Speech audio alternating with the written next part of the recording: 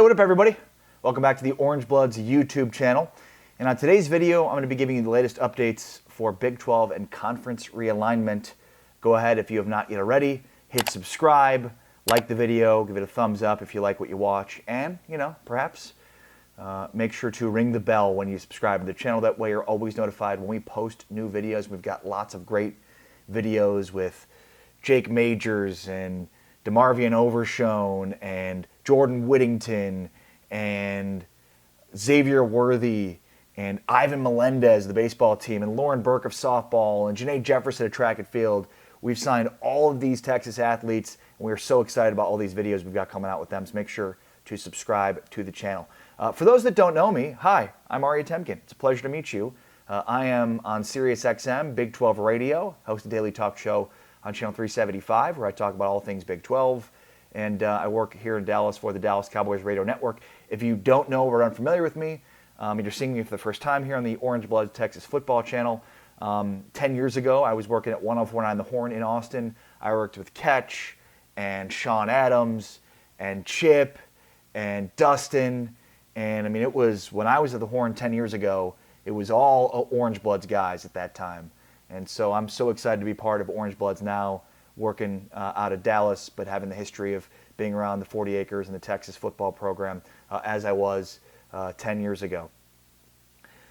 Now I'm bringing a different flavor to the channel and to Orangebloods.com because, again, I'm working within the Big 12 ecosystem. And even though when I took this job initially, Texas was still part of the Big 12, my role has now expanded to become sort of a Big 12 insider here to figure out the positioning that's been going on in conference realignment. And, to give you the latest sort of updates on what I've been hearing and what we've been seeing and everything that's come down, obviously, we now know that Texas and Oklahoma are off to the SEC. That and conference realignment are the two huge bombs that dropped. But the subsequent moves, the other corresponding moves, that's what we're sort of waiting to see happen. And of course, for Texas fans, it's waiting patiently to see the Big 12 dissolve so that Texas and Oklahoma can be on their way to the SEC without that pesky, $80 million or so that they'd have to pay to the Big 12 to get out of the grant of rights. I think if we take stock of where we are, the Big 12 had this initial phase of freak out. And, you had everybody reaching out to different conferences to kind of see what was available and trying to figure out what their contingency plans would be. But as cooler heads have prevailed and this thing has calmed down a bit, and the leadership of Bob Bowlesby, I think what's become clear is that the rest of the member institutions recognize that there's gold at the end of this thing, right? Like there's gold at the end of this rainbow. And the Big 12 could currently be on a timeline. Like there could very well be a set time for this thing to expire, but that everybody currently knows, the 8 member institutions know, hey, if we hold firm here, if we hold strong, then there's a payday here that we're going to be getting either from Texas and Oklahoma leaving early and all the money that comes in through that, or we're holding them here against their will until 2025, and we're going to get every last dime out of them in terms of the television revenue. And so I think that has superseded everything else. Because I do think that there's been ongoing discussions with Kansas and the Big Ten. I think there's been ongoing discussions with multiple Big 12 schools, the Pac-12, aside from the sort of, conference combination that they could have been talked about with Bob Bowlesby. I'm guessing Oklahoma State and Texas Tech are certainly of some interest to the Pac-12. So there, I believe, has been ongoing discussions with member institutions, the Big 12 and other conferences. But at this point, there's very much a hurry up and wait approach to conference realignment. And I think that's where the rubber meets the road of this conversation here. Is it's clear that the Pac-12 needs to make a move here, that there's an incredible revenue shortfall between the Pac-12 and, say, the Big Ten and the SEC. There's also clearly a revenue chasm between the ACC and the Big Ten and the SEC. And so, you have the Big 12, the Pac-12, and the ACC that are all, not exactly on solid footing. Obviously, the Big 12 currently in the worst position because of the loss of their anchor programs in Texas and Oklahoma, and so their future looks more murky. But you look at the revenue distribution from the Pac-12 television deal and the ACC television deal, and though they're in better footing than the Big 12, in comparison to the rest of the Power 5, and specifically the SEC, and what could be handing out $70+ million per school per year, it's clear that the Pac-12 and the ACC need to do something. The question is, how aggressive are they going to be? How aggressive are they willing to be in this pursuit? And how much will they be sitting on the sidelines to watch this thing play out around them? As fast as the Texas and Oklahoma to the SEC thing came together, and I don't know that it came together fast, but obviously once it came together and the news broke, the thing took off like a rocket. I do think that the corresponding moves will play out a little bit slower. And because at this point, sort of everybody's gun shy and everybody's angling, having meetings, some on the record, in public eye, others off the record, unknown conversations that are going out, whether it be between conferences trying to create some sort of alignment or come together in some capacity. Everybody right now is figuring out what their best move is. And at the middle and the center of all of this is Notre Dame. Notre Dame, because the ACC has a deal with them and that they have the right of first refusal if Notre Dame wants to join a conference. The Big Ten is probably positioning itself to try to get with Notre Dame in some capacity. And Notre Dame is kind of the straw that stirs the drink here because they're the only brand right now left that equals the type of behemoth that Texas and Oklahoma have been for the SEC. But at this point, there doesn't seem to be any catalyst for Notre Dame to make a move. Right? Like they're making a ton of money as an independent. I think there's a lot of value from the athletic director and the president standpoint of not being the athletic director and president for Notre Dame when they go into a conference, right? Like there's part of wanting to keep them independent because they've always been and not wanting to be the athletic director or president that made the move to have them join a conference. So it's like everybody's sort of waiting to see what Notre Dame might do, and then the Big Ten could make a move based on that, or the ACC can make a move based on that. And so it just seems very quiet, sort of the eye of the storm, if you will.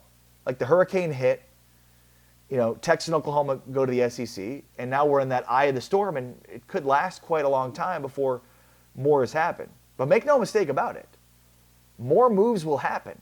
And this is where, if you're a Texas fan, you need to really be paying attention. Because at any point, one of these schools involved in the Big 12 could jump ship and say, hey, we got an opportunity now, we got to leverage that opportunity. As soon as we get it, we got to go, we got to take it. Like if Kansas gets an offer for the Big 10, it'd be hard for them to say no in terms of formal offer for the Big Ten, right? Now, granted, if Kansas leaves, does the conference dissolve, right? Do they need multiple schools to leave in order for this thing to fully dissolve?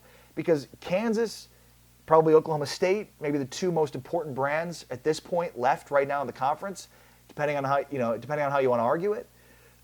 They're the ones that are trying to figure out, is it worth an announcement to leave now and give up the grant of rights and have to pay these exit fees with loss of me. So you have kind of all of these schools sort of independently trying to come together in order to make sure that they're getting that money from Texas and Oklahoma, while simultaneously trying to figure out okay, if we leave, will this thing dissolve or will we be out of the grant of rights? If we get this opportunity, do we need to strike while the iron's hot and take and leave and leverage that and leave right away?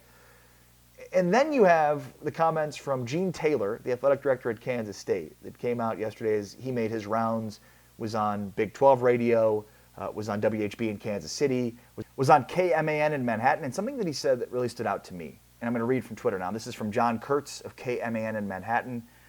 He says, K-State athletic director Gene Taylor tells us he'd be shocked if the next realignment domino fell soon. Quote, nothing is going to happen this year. I'd be shocked. I do have friends in other leagues, and when I talk to these ADs that I'm close with, I'm hearing that they're not doing anything, end quote. I do have friends in other leagues, and when I talk to those ADs that I'm close with, I'm hearing they're not doing anything. Now, this all validates what I've just said, right? All quiet on the Western Front here.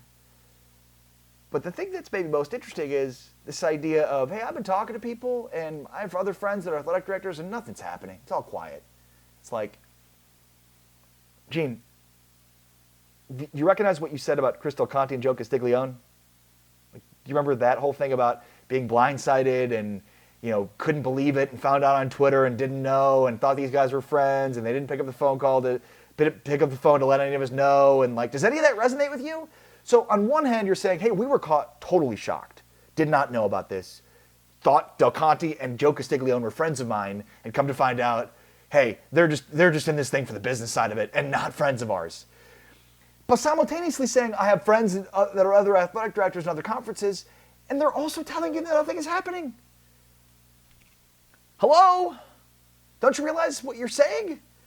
Oh, I was caught off guard. But here we have other people telling me that there's nothing to be worried about. Everything's like, fool me once, shame on you. Fool me twice, shame on you. So, as the world turns in conference realignment, I do expect there to be less movement, but